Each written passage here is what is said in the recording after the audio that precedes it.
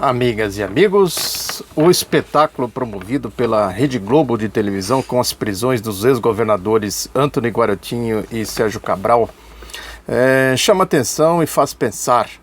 Antes de tudo, é preciso situar esses ex-governadores no espectro político brasileiro.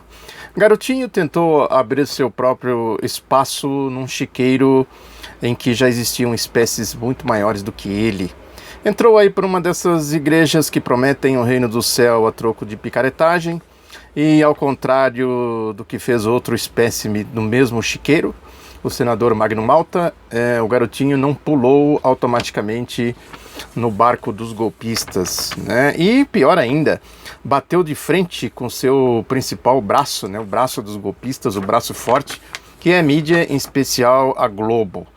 Não foi outro o motivo para o esculacho aí ao qual ele foi submetido por esse conluio Mídia Globo, né? Mídia Globo não, Operação Lava Jato Globo, né? Esse conluio descarado aí, sem escrúpulo, né? Essa turma não tem escrúpulo. O que eles fizeram com o Garotinho é um esculacho, né? Bem típico aí de bandidos.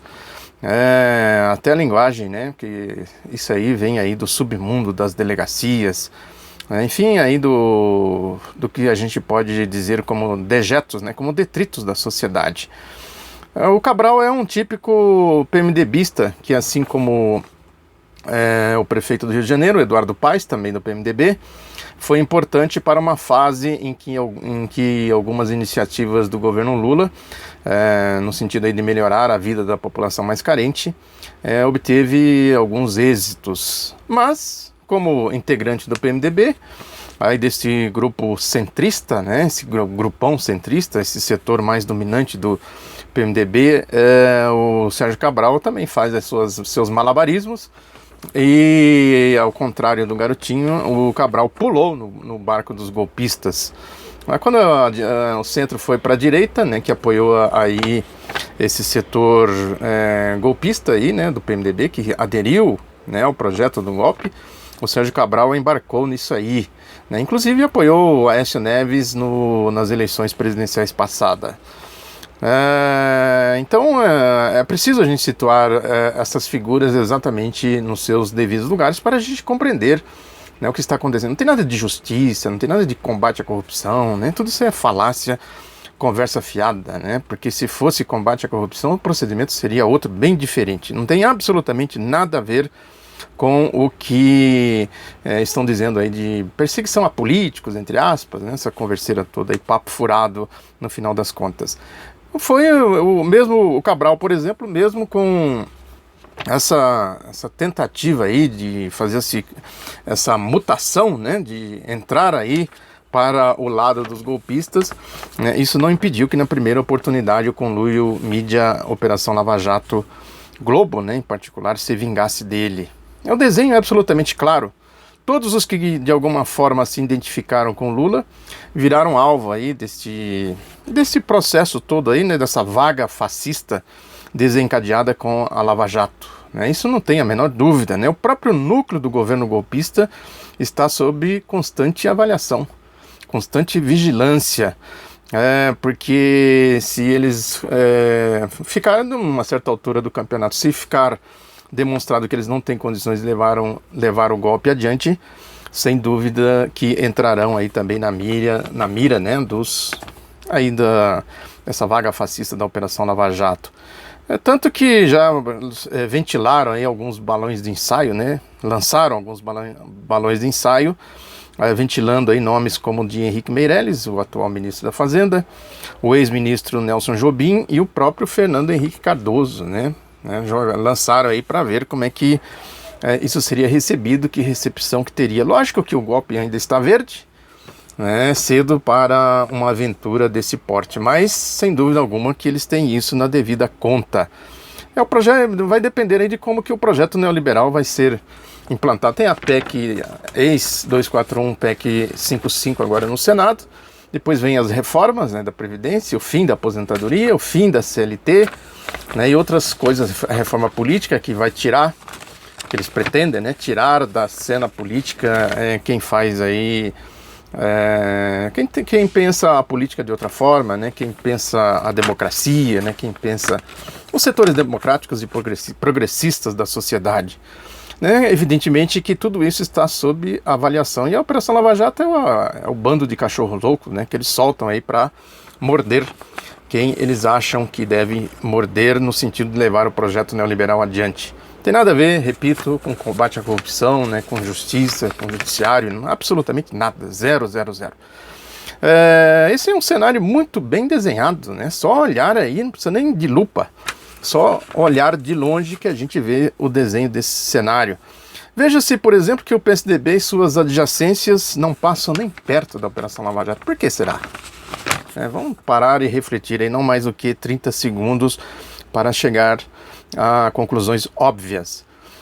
O PSDB sequer entrou, né, ostensivamente no governo golpista, né? Quem entrou aí meio que pelas portas laterais, pelas portas dos fundos, né?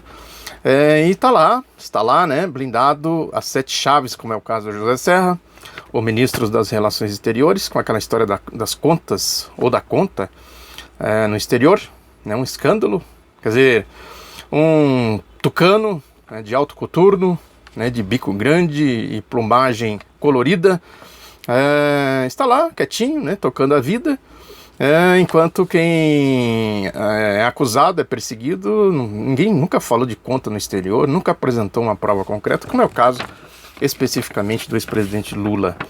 Uma vergonha, né? Aqui está comprovado o desenho claro para que serve a Operação Lava Jato. Portanto, está certo o prefeito de São Paulo, o Fernando Haddad, que disse em entrevista ao jornal Folha de São Paulo na edição de hoje, né, que a esquerda nunca conviveu com uma situação tão adversa e que a polarização se dará nos próximos anos entre a direita e a extrema-direita. É lógico que aqui há um exercício de futurologia, um exercício descabido, né, claro. Não dá para dizer que na segunda parte aqui, quando ele diz que a polarização se dará entre a direita e a extrema-direita. A primeira parte ele tem razão, né, que a situação é adversa mesmo para a esquerda, para as forças progressistas e democráticas, mas o que vai acontecer, isso está no campo do imponderável. Porque mesmo que a esquerda volte logo ao poder, ela terá pela frente um quadro extremamente adverso, né, porque o golpe está aí, né, é preciso a gente ter isso devidamente avaliado para saber que um golpe não é de brincadeira, né? Não é um passeio, não é um piquenique, é um golpe, né, com profundidade muito grande, eu já falei bastante aqui, com a intenção de levar o Brasil de volta ao século XIX. Como disse o Nobel de Economia Joseph Stiglitz, ele falando lá em Barcelona, está lançando um livro sobre o euro, a crise na Europa, né, a crise econômica que se desdobra em crise política, algo muito parecido com o que acontece no resto do mundo, aqui no Brasil em particular. Ele disse que esse perfil de governo, né, o governo da mudança, o governo com um perfil mais progressista, mais democrático, né, ele é castigado, né, diz ele, pelos erros dos governos que os antecederam. E isso aumenta a probabilidade de regresso ao poder de quem cometeu esses mesmos erros. Que é isso, né? Quer dizer, a esquerda chega, toma medidas, né? Vai fazendo aqui, fazendo ali, tal, mas ela é perseguida pelos erros anteriores. No Brasil isso foi claro. O governo Lula penou, né, para corrigir as barbaridades da era neoliberal, da era FHC, né? Conseguiu com muito êxito, é importante que se registre isso, né? Isso que despertou o ódio. Esse ódio vem muito disso aí, né? Que o ódio ao Lula, né, e tudo que ele representa, a Dilma, né, a sua sucessora, vem daí, dos êxitos que ele conseguiu, né, não é outra coisa. Que história é essa? A direita pensa assim, que história é essa? Essa turma que chega aqui e vem querer dar as cartas aqui, mudar a regra do jogo, né, mexer na pirâmide social, né, porrada nessa turma aí, é assim que eles pensam, né, isso não é novidade também, já falei muito disso aqui. Aí o Stiglitz cita o caso da Grécia, né, que é um país em que a extrema-direita cresce rapidamente por conta disso. A Grécia patina lá com o projeto neoliberal, não é de hoje, pena, né? E entrou um governo de esquerda que não conseguiu dar respostas, diferente do governo brasileiro, diferente do que o Lula fez aqui no Brasil, por conta de uma série de motivos, né? Porque a realidade da Europa também é outra, né? Porque aqui no Brasil, qualquer coisa, qualquer mexidinha que se dê, na estrutura social os efeitos são imediatos e gigantescos, né? Tal é a carência social que nós temos aqui no nosso país. São realidades diferentes. E também é preciso, né, a gente diferenciar essa realidade do ponto de vista político. Aqui houve um golpe, né, repito, né, um golpe, né, um assalto à mão armada, né, não especificamente, não literal, né, como foi em 64, mas o sentido é o mesmo, né, quer dizer, faca no pescoço, né, sai daí imediatamente, sai daí essa turma toda que está aí ousando, né, querendo mudar a estrutura social, que esse lugar não é de vocês. Houve um golpe e há uma engrenagem de coloração fascista, né, a Operação Lava Jato, né, que é uma engrenagem aí que move a dinâmica política, social e econômica do país, né. É importante a gente não subestimar, né, não esquecer nunca, né, do que é esta Operação Lava Jato. Não é uma organização partidária como ocorre em outros países, na Europa em particular, mas tem a mesma coloração fascista, né, de direita, né, claramente de direita, de extrema direita. É uma engrenagem, na verdade, que está pondo em prática um modelo adotado pelos Estados Unidos para o mundo do crime, no caso aqui do Brasil, no mundo político. Essa criminalização da política.